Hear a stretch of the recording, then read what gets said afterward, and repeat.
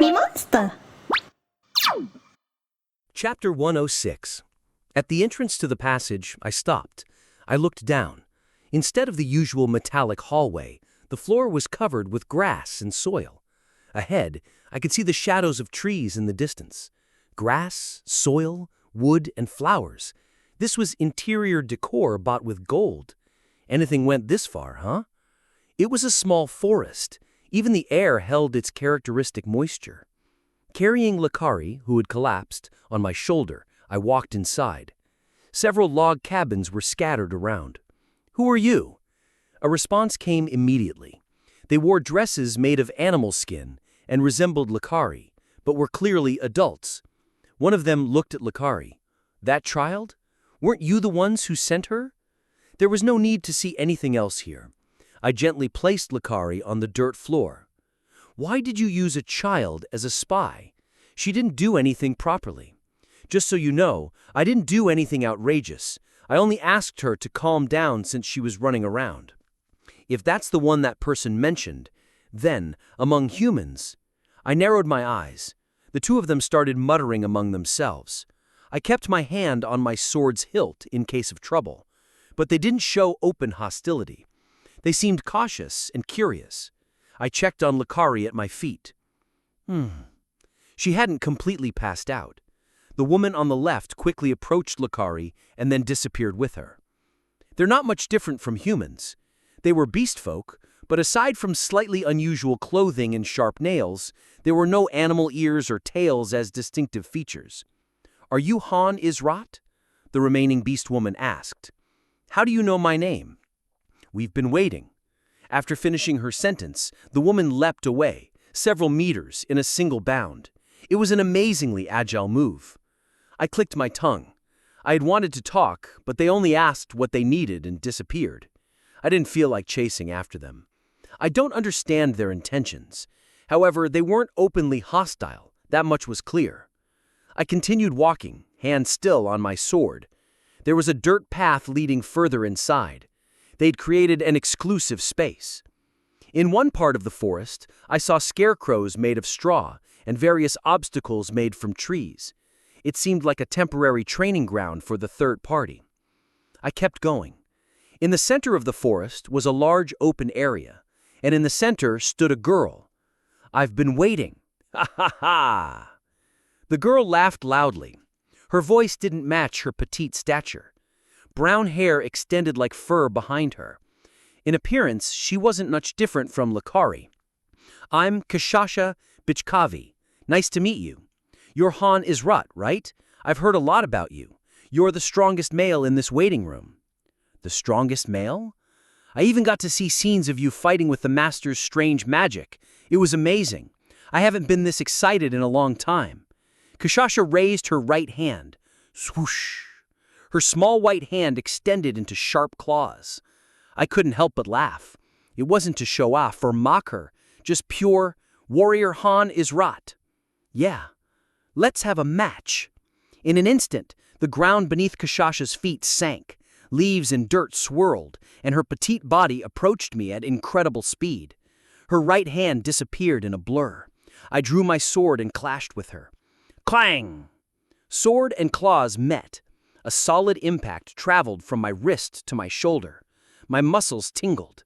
When I regained my posture, I'd already moved back several steps. "You blocked it." Kashasha's mouth twisted in delight. Thunk! At the same time, a kick shot out like a cannonball. I ducked. The tree behind me snapped in half like a twig. What's with this incredible power? Yesterday, that warrior was overflowing with determination, but he couldn't satisfy me. How about you? Are you wanted to fight me? Of course, there's nothing as enjoyable as fighting a strong warrior, whether they're human or one of our kind. Kashasha crouched, then leapt at me. Her movements were like a cheetah's. Clang, clang! Flames burst, a sword and claw clashed. Even with the solid blade Bifrost, Kashasha's claws didn't have a single scratch. Is this some kind of martial art using claws? I positioned Bifrost to the side. Kashasha's hands scraped against the blade, producing a fierce frictional sound. At the same time, she kicked in. Her movements, connecting seamlessly from hands to feet, were as smooth as flowing water. And how is this little one so strong? Thud! As her claws dug into the earth, a small pit formed instantly. Though her hands and feet appeared soft like child's, they possessed the power to crush things like twigs. Her claws brushed my shoulders one after another. The leather armor split open like tofu, revealing my skin. I stepped back and swung the sword broadly. Kashasha, who had jumped 2 meters high, avoided it, and then descended, thrusting her claws downward. I immediately recovered with my sword and blocked it. Bang! Dust and leaves flew up. Kashasha, who had swiftly retreated, dashed at me again. Her quick retreat and fluid movements made it impossible to predict her attacks and defenses. She was an opponent of a style I had never faced before. I concentrated my strength and swung the sword. Kashasha evaded instantly. I used the recoil to bend the sword diagonally and swung. She raised her claws to block, but thwack! Kashasha was sent flying several meters and crashed into the grass. She swiftly got up, pushing aside the blades of grass. "You're different. I didn't expect you to be this strong." I lowered my sword. When I looked at my left forearm, blood was flowing. I had scraped my forearm in the process. Status window. Kashasha Bichkavi. 4 stars, level 22, XP 32/180. Class, half-beast. Strength, 54/54. Intelligence, 10/10. Health, 48/48. Agility, 59/59. Skills, Intermediate Martial Arts Level 1, Determination Level 3, Instinct Level 1, Battle Momentum Level 1, Beast Manifestation Level 4, Forest Hunter Level 8, Swift Agility Level 9. Slot 1, Descendant of the Beast King B+, Level 3. A descendant of the Beast King who once contested the dominance of the Empire and the continent. The bloodline of a fearless warrior. Effects: Mental resistance plus 50%, immunity to fear. Ability increases by 20% in near-death state. Duration, 60 seconds. Unique skill, Transforming Beast. I let out a bitter smile. She had the upper hand in all stats. That's to be expected. The base stats she possessed were different. Judging by the total, her growth rate was outstanding. If I were to undergo enhancements in the future, I could make up for the lacking stats, but for now, there was no way. Furthermore, she had top-notch skills like intermediate martial arts and even an imprint. In other words, she's in the top tier among 4 stars. In terms of numbers, she clearly outclassed me. In a game that relied solely on stats, this would be fine. But Pick Me Up wasn't that kind of game. In battles where the outcome seemed clear, there were always chances for an upset, whether in missions or duels between heroes. She had the bloodline of the Beast King. From birth, she was a powerhouse. She probably had her own abilities, but she seemed to be a natural-born prodigy. But that doesn't mean I can't win. I don't like feeling frustrated. I smiled and adjusted my sword. I'd fight for whatever reason. I had already forgotten that the opponent before me looked like a teenager in her mid-teens. If you won't come to me, then I'll go to you. I raised my sword and bent my lower body. At that moment, stardust sparkled from the side. Izel. I stopped her before she could intervene. Don't stop me. We don't intend to kill each other. It's just a greeting. Isn't that right? Hey, you know what's up. Right, this is a conversation of body and body, a ritual to establish camaraderie. You're a human, but I like you. I'm glad to hear that. I jumped lightly. Whoosh! And swung heavily. I discarded similar tricks, only heavy strikes. I didn't have the talent to master all forms of swordplay like Rygion. Therefore, I had to focus on one thing. Realizing that fact was the key to mastering the heavenly sword spirit. Heavy sword. Thud. The solid blade of Bifrost struck Kashasha. A strong shockwave hit her face. Kashasha, who was standing, slid several meters on the ground. This is exciting! Kashasha burst into laughter. Simultaneously, she charged at me, kicking up the dirt. I welcomed her willingly. Kashasha attacked with every part of her body. Hands, feet, elbows, knees, hand-to-hand combat and swordsmanship. In cases like this, the one with a weapon had a clear advantage, but Kishasha definitely avoided my sword, and sometimes clashed with it. Kishasha lowered her body as if bowing. The blade that passed above her sliced through a tree. The severed tree slid to the left. As it fell, dust billowed up, and a fist flew through the dust. Just brushing it caused blood to spatter. Amidst the ongoing battle where I smashed and shattered trees, dirt, and rocks without mercy, it's time to shift gears. Fighting like this was fine, but it didn't suit my temperament.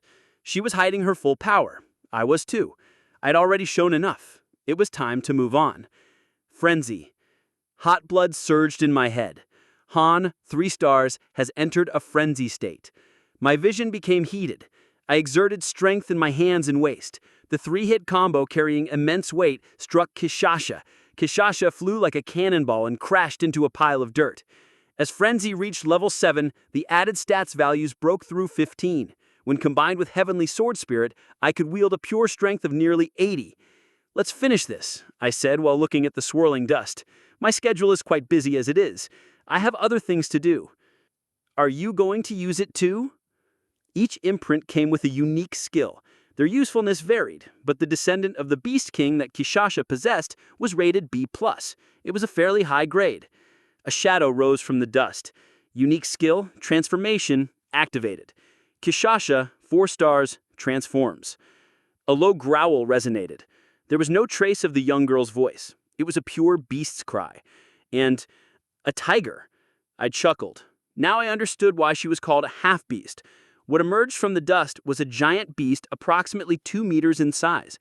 It was much larger than what I'd seen in the zoo. "Is that your true form?" Her tail swayed left and right. Her entire body was covered in thick stripes.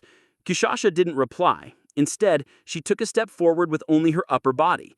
This is what you call a jackpot. Her individual combat power was excellent. In addition, she had the ability to transform. Although her temperament was somewhat unusual, it was within an acceptable range. She will be of great help for our strategy, if only I can handle her properly. If you want to fight, I'll do as you wish. I aimed my sword at her. Her fangs bared towards my face. And then, roar! Kishasha roared, charging at me, and I also ran towards her. Chapter 107. After the battle ended. Have I ever fought this excitingly before? There may not be much reward in coming here, but this was worth it. Kishasha burst into laughter, even as blood flowed from various wounds on her body. I sheathed my sword and checked myself. Shoulder, thigh, chest, abdomen, calf. 5 areas throbbed with pain. Despite my attempts to block, the force of each attack had exceeded my limits, so I couldn't avoid getting injured. "Are you okay?" she asked. "It doesn't matter. It's not my first time facing opponents like this." "I see. You're a well-trained warrior." My torn armor and the dried blood within it were gradually healing along the wounds. I felt several pairs of eyes watching me from beyond the bushes, the third-party members. They stared at me with a mix of fear and amazement, muttering among themselves. The outcome? The fight had stopped just before a final decision. At that moment, either of us could have died. I relied on powerful sword swings, while Kishasha used her massive claws. If the battle had lasted another 10 seconds, either my upper body would have been torn apart or Kishasha's head would have been severed. It was that close. But my chances of winning weren't high. I chuckled bitterly. Even after using all my skills and experience, if the fight had continued, I likely would have been the one to fall. There was a significant difference in our abilities. She has an imprint. Kishasha possessed something special that I didn't. Normally, imprints couldn't be acquired at my current level. However, as a 4-star hero, Kishasha had possessed hers from birth. To bridge that gap, I needed to acquire an imprint of my own. Later. For now, I needed to break through to the 30th floor. After cleaning up the battlefield, I was invited to the dwellings of the humanoid creatures. During our conversation, I learned a few things. First, Kishasha had been waiting for me after seeing my battle through the playback stone. Second, as soon as news of my arrival reached them, they sent Lakari to bring me here. So that was an invitation, I said with a wry chuckle. Lakari had been hiding suspiciously and only emerged to cause trouble. I am sorry, I didn't think it through. Lakari doesn't like humans. My thoughts were too short-sighted. That child lost its parents to humans. You seem to have had a quarrel with Velkis too. I saw potential in him as a warrior. I just found it interesting. While I don't like humans as a race, I don't hate innocent people. If you felt offended, I apologize. Please tell that guy as well. Of course, he can always challenge me again anytime. I glanced to the side. In the dense forest, a little black-haired kid was eyeing me. It was Lakari. She won't stop. I couldn't expect complete cooperation, but there was no need for hostility. At least they would be helpful in missions. The fact that they had reached the 25th floor was proof of that. Sister, you brought a human home! Traitor! Lakari stuck out her tongue and ran off. Another humanoid nearby followed her. Do you like meat? There's plenty here. Thanks to that, we've been able to get a lot of fresh meat. Kishasha opened a bundle. The scent of blood filled the air. As raw meat emerged, without hesitation, she picked up a piece of meat attached to the bone and began to chew. Chomp, chomp. Aren't you eating? I'm not hungry. I turned my head. Although they didn't look much different from humans on the outside, there was clearly a difference. After the meal, Kishasha lay down satisfied, patting her belly. I spoke to her about cooperation for a smooth conquest of the tower and missions. Kishasha agreed without hesitation. Why mention it? Originally, our tribe came here under a contract. I had planned to ask for your help from our side. A contract, you say? That's right. At the end of the world, when our homeland was engulfed in darkness and disappeared, we heard a voice. That voice said it would save us. I agreed. After that, I can't remember much, and it hasn't come to mind since. My family said they didn't hear it. It's really strange. The end of the world and a voice. There were a few hypotheses, but the true identity is still unclear. Anyway, we'll carry out the mission. At first, I was disappointed because there were a bunch of mediocre humans, but now I see there are excellent warriors among them. I'm relieved. He wiped his bleeding mouth and smiled. Then, suddenly, his gaze turned cold. Warrior, tell the humans, if they don't receive an invitation, they should not trespass into our territory. Whether it's about synthesis or missions, we don't care. We will never forgive intruders. Is this your territory? That's right. The Master created it. It may be inferior to our homeland, but it's better than smelling of iron. Kishasha softened her expression. You can come any time, Dragon Slayer warrior. I was just lucky. Don't worry about it. I got up from my seat. Are you leaving? We've said everything. I had gained what I needed. By now, the members of the first party should be training at the training ground. We hadn't been together for a long time. I needed to go back and check. It was also necessary to return the party to its original state. These guys don't need to come out. All the facilities for daily life were concentrated in small areas: lodging, training ground, dining hall, plaza. Their habits and our eating habits were different. Except for missions, they wouldn't come out. The warning not to trespass was likely about this place. See you in the next battle, warrior. I'll see you soon. I turned around and left the third party's lodging. The Gale tribe. A different approach was needed compared to the heroes summoned so far, but they were useful enough. Leader Kishasha was an outstanding talent among the 4 stars, and the other members should easily provide the value of 3 stars at least. They were willing to cooperate for missions as well. As long as I didn't interfere with them, we could build a smooth relationship. Entering the training ground, all the members of the first party were waiting. Jenna, who had been practicing with the bow at the shooting range, rushed over. "How did it go?" "It was resolved well. They will continue as they are.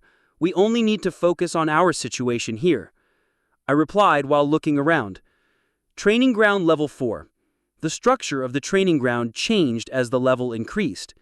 The biggest change was that each party was assigned its own training area.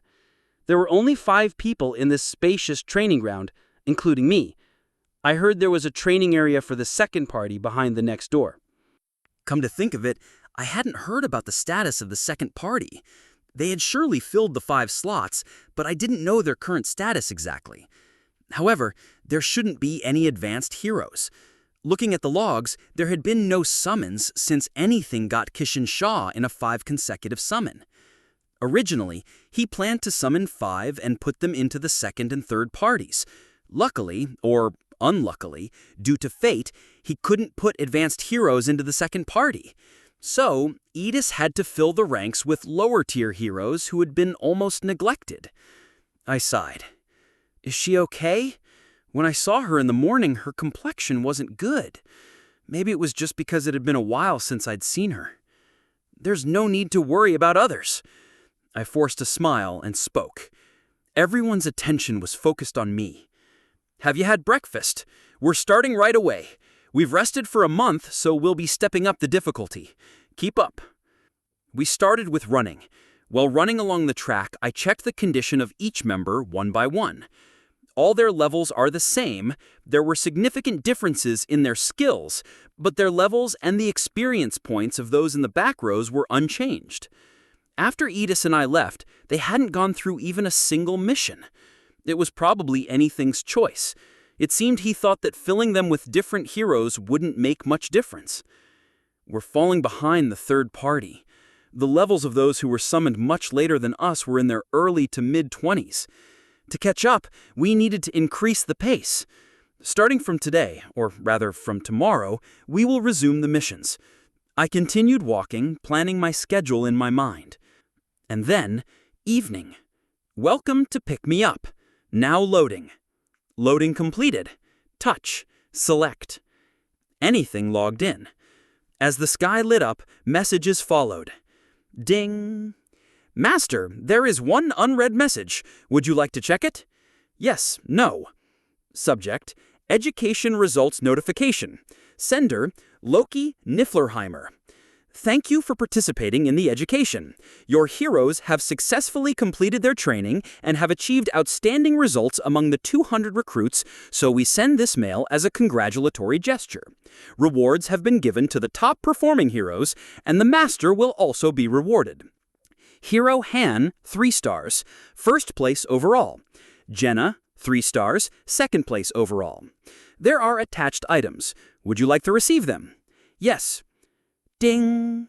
You've acquired 1 high-grade soul stone. You've acquired 2 high-grade promotion stones. You've acquired 300,000 gold. Loot information. Han, 3 stars, 1 C- grade black ring, 1 A-grade enchanted steel sword. Jenna, 3 stars, 1 magic-enhanced quiver. Enhanced quiver? When did they put that in? Certainly, when I looked at her, she had a strange black quiver hanging from her waist. The enhanced quiver was an item exclusive to archers that significantly increased arrow capacity. Let's see what he'll do. I sat on the bench on the 3rd floor plaza and stared at the control screen. Gift shop. Purchased Warhorse statue for 5,000 gold. Giving Warhorse statue to Han, 3 stars. I looked at the warehouse, the door opened, and Edis was flying over. In her arms, she held a familiar statue. Loki, Master gave you another gift. Edis was smiling happily. I accepted the brown statue. Han, 3 stars, is disappointed by receiving the Warhorse statue. Affinity decreased. I threw the statue into the fountain. Edis jumped in and placed the Warhorse statue on a stand next to the fountain. There were 2 identical items next to it. Did she put them there? Stop sending me these things. Are you trying to collect trophies or something? I thought you'd like them. Give me something useful, or just feed me. There's no use for these. All right, just wait. Edis disappeared with a pout. Tips regarding affinity. Master, if gifts lower the hero's affinity, try changing the type. Affinity is an important indicator for increasing the hero's responsiveness. After reading the message, anything entered the gift shop again. Gift shop. Purchased White Horse statue for 8,000 gold. Giving White Horse statue to Han 3 stars. The White Horse statue you gave was smashed. Han 3 stars is greatly disappointed. Affinity significantly decreased. After that, anything didn't open the gift shop. For about 5 minutes there was no response, and she silently sent the prospect combatants into the dungeon. Are you upset? I chuckled. It doesn't just have to be something different. I'm only willing to accept it if it's useful. But that's not the issue here. I sat on the bench and waited for anything to finish her work. She sent the combatants to the lower missions, dispatched the auxiliary team to the weekday dungeons, crafted items, and upgraded heroes. She was quite busy, because the scale has increased quite a bit. There were nearly 100 heroes in this waiting room. Compared to when we dealt with at most 10 or 20, it was going to be a handful. There was one reason why I waited for anything: the 25th floor. It was the floor cleared by the third party. Even though the mission had been cleared, it still mattered to me, and I wasn't going to let it slide. There had to be something there. I needed to examine the mission's video. Chapter 108. Finally, anything's daily work came to an end. Sitting on a bench, I muttered to myself, record viewing request. 25th floor, Han, 3 stars, requests record viewing. A window appeared. Floor, 25th floor. Tips: drag and drop the playback stone to the hero box to show the hero videos of the desired floor. Heroes utilize the experience they gain in strategies. Keep this in mind. Tips 2.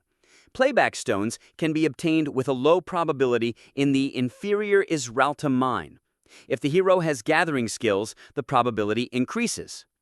After about a minute of silence, anything began to operate. Floor, 25th floor, remaining playback stones, 7. Yes. They listen well. I smiled and stood up. The rift of time and space was located on the first floor. I went straight down the stairs to the plaza. The door to the rift was wide open. Without hesitation, I entered. Clunk. The door closed behind me. At the center of the rift, the 3 mirrors symbolizing the main dungeon, Day of the Week dungeon, and Exploration dungeon disappeared into the darkness. This time, it was not light, but shadows that filled the space. Shadows seeped from the cracks in the walls and engulfed me from below. Han, 3 stars, begins viewing. Darkness covered my vision. When I opened my eyes again, is this a desert? A golden light filled my view. Richly colored sand formed countless dunes stretching beyond the horizon. The wind, carrying sand, swept down from the hills. I looked up. The sun shone brightly, making the air shimmer. The temperature easily exceeded 35 degrees due to the intense heat. But it's not affecting me. I chuckled and kept walking. As expected, the environment here had no effect on me.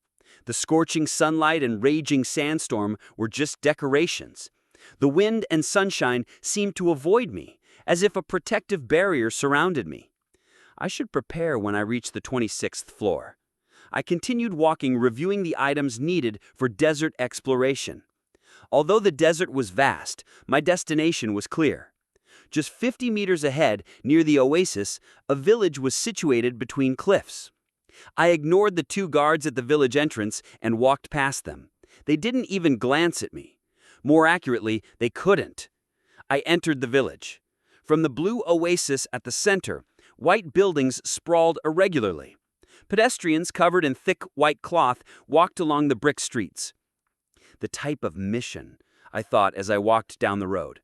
The field is a desert. It's clear this village is the main stage for the mission. Kishasha and the third party entered this village and cleared the 25th floor. However, the mission type hadn't been revealed yet. I'll find out after I look around. I headed toward the oasis. But then I suddenly looked back. Tap, tap, tap. Someone was running down the street. I watched closely. Wrapped in cloth from head to toe, it was impossible to see her body or face. Her hair was tied up, but I couldn't tell if it was in a bun. Only her golden eyes were visible. Judging by her figure, she's a woman. I followed her quickly for a simple reason. Catch that one, call the others, block the entrance, and don't let a single ant escape. 6 or 7 guards chased her, weapons in hand, their expressions determined. Get the wanted poster out. Are you sure it's her? The middle-aged man leading the group spoke. The young boy behind him took out a piece of paper. Well, silver hair, golden eyes, speaks like a refined noble, has a mole below the neck. Can't you tell by looking at her? She stands out. That's true. We'll crush that witch.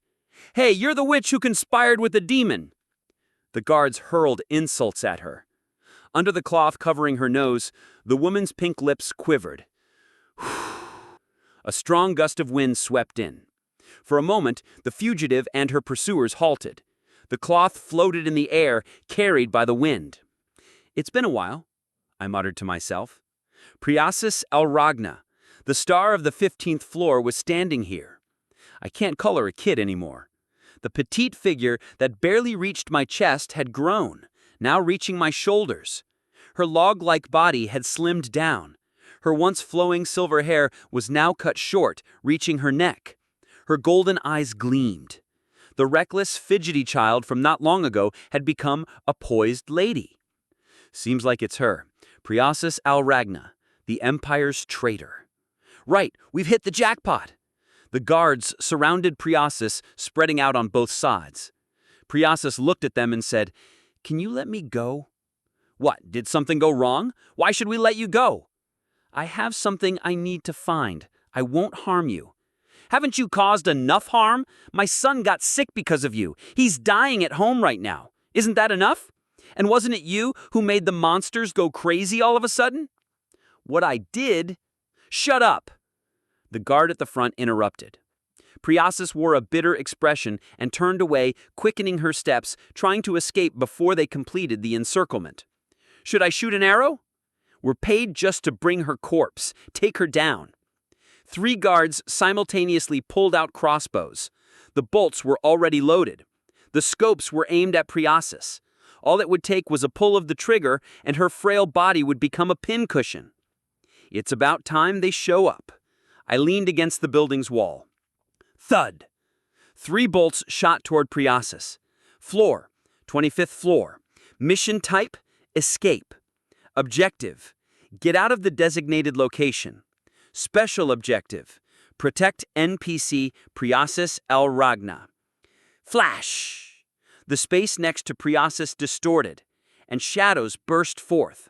The shadows swatted away the 3 bolts with a wave of their hand and immediately lunged at the crossbowmen. What is that? Their heads were crushed without a trace. It smells like dirty humans, a lot. Lakari chuckled and brushed off her hands. Thin, bright red blood splattered on the bricks. Lakari grinned, showing off her nearly 30 centimeters long claws. Sister, can I kill all the humans here? Leave that one. Kishasha appeared next, asking, Do you know Priasis what's her name? Kishasha didn't listen to the response. This one has to be spared. She's our mission target. Too bad, but we can't do anything about the others. Who are you people? Kill the rest. This woman is a top-tier wanted criminal of the Empire. If you dare to fight us, what the... The boy's voice faltered. His body, with a large hole in the chest, collapsed. Lakari, who had killed the boy in an instant, tore apart the head of the man next to him. Blood gushed like a fountain. Damn it! Where did these things come from? The bewildered guards tightened their grip on their weapons. Hear us out. We don't intend to fight you. We're here to capture that witch. This is why humans are irritating. What's the point of listening to things we're going to kill? No questions, no hesitation.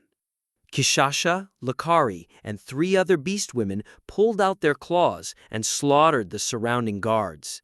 Effective tactics. If the guards had been giving even a little time, they would have prepared a counterattack.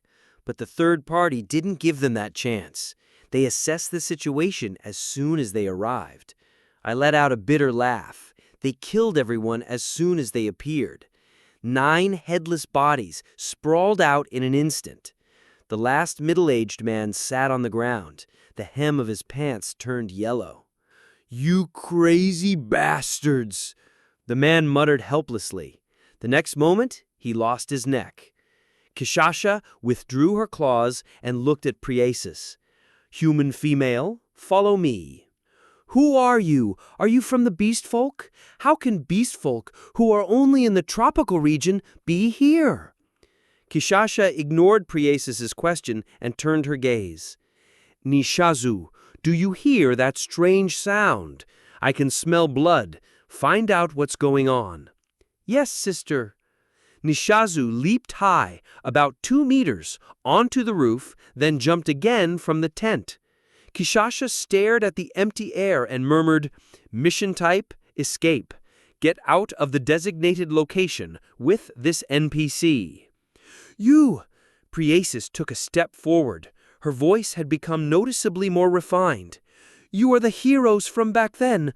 You saved me." "What are you talking about?" "She's a noisy human. Maybe she'll quiet down if I tear off one of her arms." Priesis's complexion turned pale, but she clenched her lips, refusing to yield, and spoke, "By any chance, among your group is a man named Han? I'll describe him. Black hair, black eyes. He's a head taller than me, wields a sword and shield, and speaks gruffly." "What nonsense!" "The human warrior," Kishasha interrupted. "A black-haired human who wields a sword and shield. Han, are you referring to that warrior?" "You know him? I'm looking for news of that man. If you came from the same place, Han—" "He used to be around, but not anymore." Priesis's face hardened. What are you talking about? Could it be—" "I heard he went to a strange place called Niflheim or something. Anyway, he might be dead, right?" "No, that—" "Why are you treating me like a dead person? I was left dumbfounded by this conversation." From Kishasha's perspective, that human had never existed in the first place, so it was unreasonable for her to speak like that. "Anyway, we're busy because of the mission. If possible, stay out of our way and follow us quietly. The bastards will be here soon." Kishasha looked across the street. I also shifted my gaze in that direction. The pedestrians who had been coming and going were now hiding. The bloodshed was one reason, but there seemed to be a bigger cause. "Sister!" A beast woman jumped down from the 3rd floor of a building, landing lightly. It was Nishazu. "Monsters are coming from outside the village. It looks like they'll break through soon." "So that's why it was calm, even though we caused such chaos." Kishasha lightly tapped the remains of a guard who had lost his arms and legs. Indeed, compared to the size of the village, the numbers were far too few. Other soldiers probably couldn't come here due to other problems. I listened carefully. Somewhere in the distance, screams and clashing sounds mixed harshly. It was a unique noise amidst the intense battle. 355 level 21 lizard men, 103 level 18 human soldiers. Hostile relation established. Lizard man versus human soldier. Tips. Sometimes in missions, enemies clash with each other.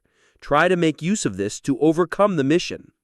For now, let's get out of here. Kishasha leaped to the other side. How ironic of you dirty humans. Lakari glanced briefly at Priesis's face and spoke as if to spit, then followed Kishasha. "Come with us, human." "It's not certain yet." "What are you talking about?" "Forget it. Just follow us." Priesis raised her head and looked straight in my direction. Our eyes met. I gave a light cough, but it seemed Priesis didn't hear me. Soon, she disappeared into the mix of the 3 parties. Chapter 109. The party pressed on. Kishasha led. with the remaining 3 members running alongside and behind her, keeping pace. Priasis trailed a few steps back, struggling to keep up. "Human, can't you run a bit faster?" Loki, who was at the rear, urged. "This is my limit," Priasis replied, panting and biting her lip. It was understandable. Perhaps due to their species' traits, the party's speed was far above that of other heroes at the same level. I had to push myself just to keep up. There was no way Priasis could match their pace. "There's no other choice. Let's slow down," Kishasha said. The party reduced their speed to a walk. Priasis wiped the sweat from her forehead. After about 10 minutes, Kishasha stopped as they reached the center of the village. She looked out over the market, where numerous tents were set up. "I just got here, sis." Someone leapt down from the tents. A half-beast girl, one of the third-party members who had fallen behind earlier. "There are 3 exits, west, east, and north. Monsters are swarming at the west gate. Humans are fleeing from the east gate, and the north gate seems mostly empty." Kishasha put her hand to her chin, deep in thought. A mission to escape the field with an NPC in tow. She seemed to be considering which way to go. The party paused to wait. I sat down under a palm tree stump and looked to the side. In the distance, people were running along the main road. At the front was a procession of luxurious carriages. Nobles, it seemed. Behind them were burly men who looked like merchants, and at the rear were women and children. Priasis watched the scene with distant eyes. "They're going to get caught soon," she muttered with a sigh. Loki, who was at the rear with a gloomy expression, spoke up. "I don't care what happens to these filthy humans." I turned my gaze to the right. The high city walls had long since crumbled, and the city was burning from end to end. Screams, the clash of weapons, and monster roars echoed together. The 25th floor was not a defensive mission. We had barely defended the city on the 10th floor, but this was different. The party had changed, and the mission was now about survival. There was no need to risk our lives to protect others. I doubted we could protect them anyway. 415 level 21 lizardmen. The number of lizardmen displayed in the mission status window kept rising. Meanwhile, the number of human soldiers steadily dropped. From 3 to 1, then 4 to 1, and now 5 to 1. The ratio increased exponentially. The walls had already been breached, and the village was under attack from all sides. In any case, this village was doomed. "I've made my mind. We need to go north. How many monsters are there?" When I went, there were about 30. "That's manageable. Let's break through there." "Everyone gather. Human female too." "Wait a moment. I have something to say." Priasis spoke up. She looked afraid, but her eyes were determined. "Human, can't you help them?" "What nonsense is this?" "It'll only take 5 minutes. Just 5 minutes and these people can escape safely. If you just hold them off at the main road." Kishasha's expression froze for a moment. Priasis pressed on. "I know it's shameless to ask those who saved me to take such a risk, but they're innocent civilians. What if you—" "Whether thousands or 10,000s of humans die, what does it matter to us? When these bastards were slaughtering our people, where were they? This scum deserves to die right now," Loki said, approaching Priasis with a determined look. "Stop." Kishasha reached out to halt her. "But sis, this human—" "Just let her know it's impossible," Kishasha said firmly. "Human, I'm sorry, but we can't grant your request." "Are you sure about that?" "It's a firm no." Priasis closed her eyes tightly and then knelt down. Ding. Branch procured. Special NPC Priasis Al Ragnar is requesting assistance. Subquest branching type. Objective: buy time for the refugees to escape. Reward: increased NPC affection, intermediate experience points and gold, bonus stage unlock. Tips about subquests. Sometimes during missions, subquests may appear. Subquests are not directly related to the main mission, but completing them can earn you great rewards. Just remember, there may be risks involved. Kishasha grimaced as she checked the quest log. Master, you can instruct the hero to perform the quest. 1. Perform perfectly. Protect refugees and defend the city. Reward ×2. 2.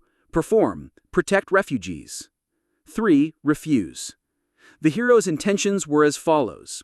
Kishasha, negative. Lokari, extremely negative. Nishazu, negative. Nandio, neutral. Daruma, positive. Logs continued to appear announcing the subquest. Looks like she got involved here. I had expected it. Occasionally, NPCs would give quests during missions. Completion was optional. You'd get a modest reward for clearing them, but refusing didn't cause any significant losses. I looked at Priasis. She remained kneeling on the sand, eyes tightly shut.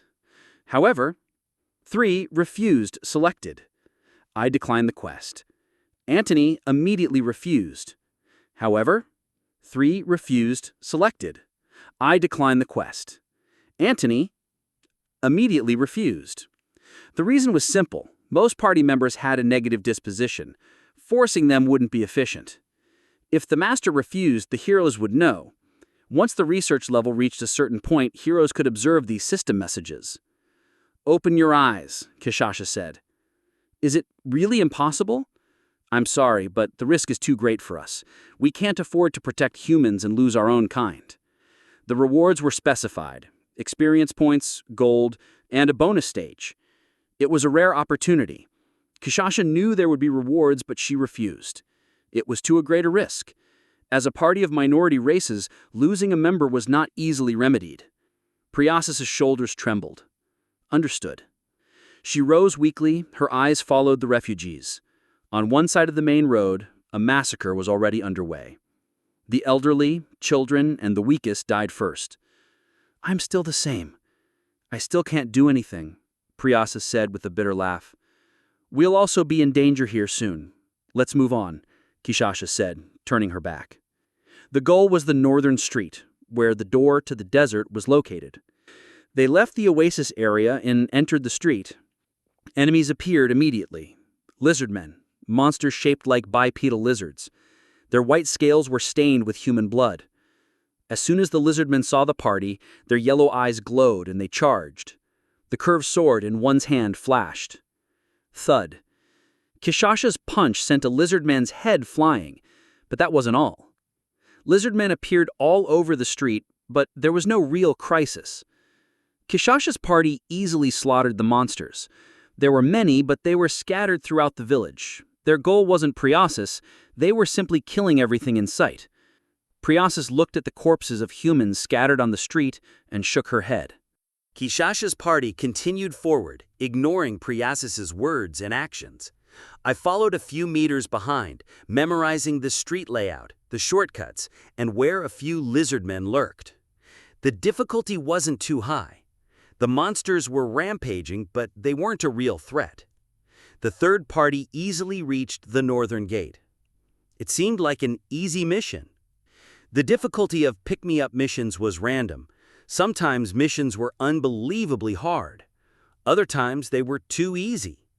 Compared to what I'd faced so far, the 25th floor was definitely easy. Escaping with the NPCs was the only goal. The lizard man didn't swarm all at once. No high-level boss monsters appeared. But if pick-me-up missions weren't random, if there was a hidden meaning behind each one, then there was only one reason for this mission to exist. It was a stepping stone for conquering the 30th floor. I followed the third party quickly.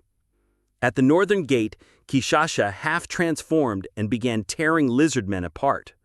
Her ears protruded from her head and her tail swayed with her movements. Apparently, such transformations were possible. I sat on the debris of a broken building. The party, having dealt with the lizardmen, escaped through the northern gate. But I had no intention of following. I had seen all there was to see. The 25th floor ended here. Stage clear. Kishasha, 4 stars. Lokari, 3 stars. Nishazu, 3 stars. Daruma, 3 stars. Nandio, 3 stars. Level up. Reward, 200,000 gold. MVP, Kishasha, 4 stars. As the stage clear message appeared, the background gradually blurred. The village buildings scattered into sand. The bodies of lizardmen and humans turned to light and vanished. And then, pop. I found myself back in the rift of time and space. Record playing complete. Han, 3 stars, has gained experience on the 25th floor. Regeneration stone consumed. Shadows moved.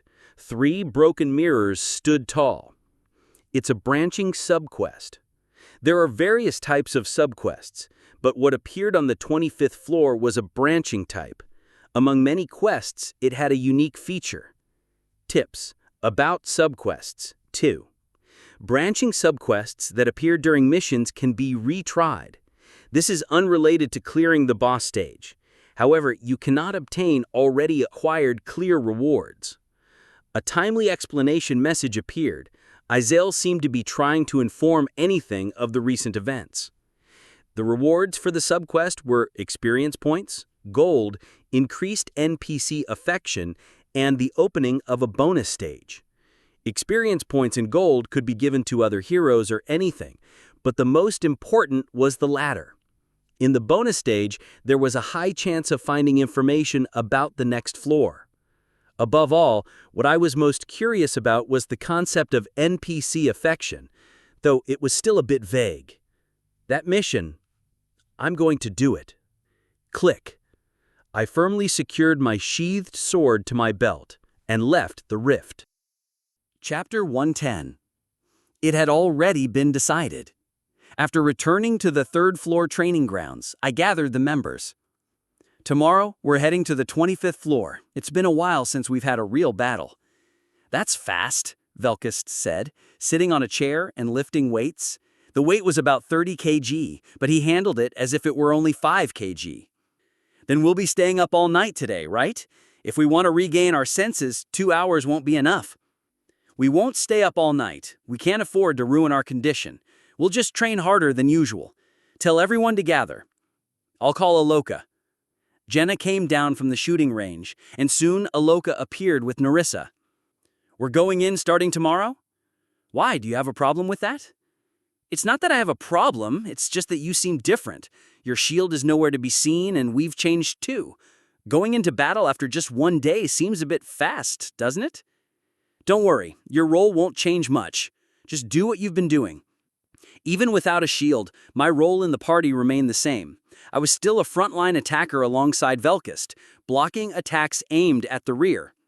Jenna focused on the short bow, Narissa excelled at mid-range combat, and Aloka used magic from the back. It was a simple yet efficient formation. No matter how strong I had become, I would still act as the party's vanguard. We fought shoulder to shoulder.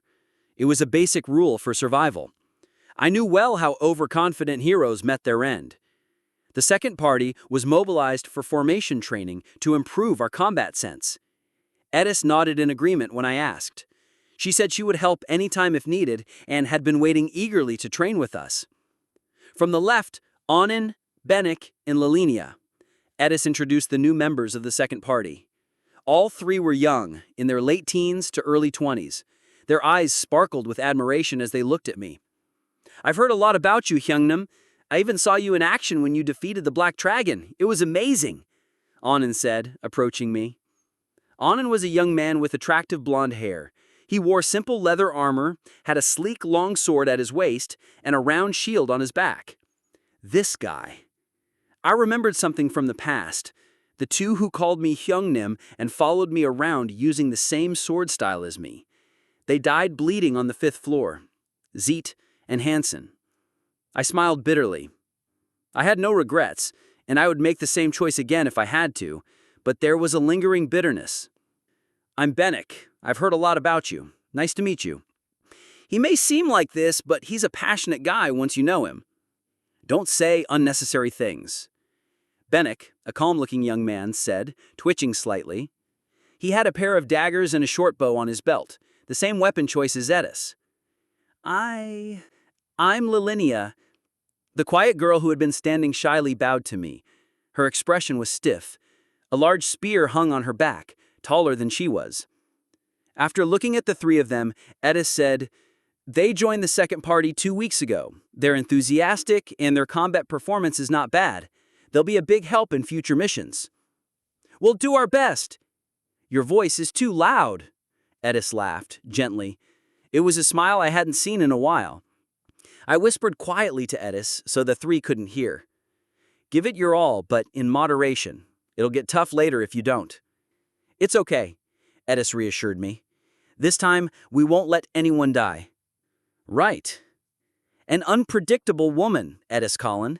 She seemed cold, but secretly caring. When Asher and Diran died, she seemed calm on the surface, but I could tell she was heartbroken. Not your typical mercenary. What do I know? I looked at the three of them, vibrant Anin, composed Bennick, and quiet Lilinia. Even at a glance, they seemed to get along well. It reminded me of the old trio. My thoughts had wandered for too long. I erased my sense of complacency. There was no time to get lost in thought. If I wanted enough sleep, I had to focus on training now. Swish. I drew my sword. Let's not waste any time. Form groups of 5. Attack us as if you're trying to kill the enemy. Are we really doing this? Lilinia, fiddling with the wooden spear, asked. You want us to pretend then? Throw away the practice weapons and use the real ones behind you. It's okay, even if you get hurt. Let's do it as Han suggested. You don't need to be pressured, Edis said. Lilinia nodded and drew her long spear. Edis took out her dagger. Roderick, Bennick, and Anin also drew their weapons. Don't just stand there watching. Sloppy movements will just waste time. They probably weren't skilled enough yet. Edis and Roderick were quite powerful, but the three in the back hadn't become strong enough. You could tell just by how they drew their weapons. That timid girl is in the same party as me, Velkist said, chuckling coldly. Do you know her? I know her. She was right beside me when we were first summoned. She was so scared she was just in the way. I thought she'd be stuck on the first floor for the rest of her life, but somehow she made it up. She's talented. Her soft self is what's in the way, Narissa added. The second party gathered in a circle to discuss their plans. Watching this, Aloka complained. The atmosphere is so different. They look harmonious over there. Our party members are all ice blocks except for one. No fun, no consideration, no romance, and no fighting spirit. Does fun put food on the table? Agreed. That's true. Aloka shook her head and walked away slowly. They were forming their formations. A while later, the first party and the second party clashed. The main goal was to improve our combat sense in group battles. I could probably handle it alone if I tried, but I refrained this time. The key was to maintain formation while regaining our senses. So, we practiced the tug-of-war between formations with minimal movement. The purpose of the formation was to maintain combat effectiveness while reducing stamina consumption, covering each other's weaknesses, and enhancing strengths. No matter how strong I had become, I couldn't match Aloka's rapid firepower alone. Moreover, receiving long-range support from the rear was several times stronger than fighting alone. In that sense, the second party served as a good practice opponent. The tactical objectives of the second party kept changing. Sometimes they concentrated on attacking Aloka, then focused on me and Velkist, and occasionally targeted Jenna and Narissa. Colliding naturally like this allowed us to revive our old senses. There's no threat with wooden swords. It's dull. You can't kill with this, Velkist said. But there was no other way. We couldn't force the first party's training style, which didn't use practice weapons, on the second party. Each party had its own characteristics. As the night grew darker, during a break, Edis spoke to me. Han, don't go easy like just now. I didn't. You only focused on defense. They need to get hurt a bit too. Can I kill them then? Of course you can't. Just kidding. I laughed and looked back. The 4 members of the first party were sitting in chairs, resting. You heard, right? You can do whatever you want as long as you don't kill them. Should I have not said that? In the next clash, the 3 members of the second party were carried out in less than a minute.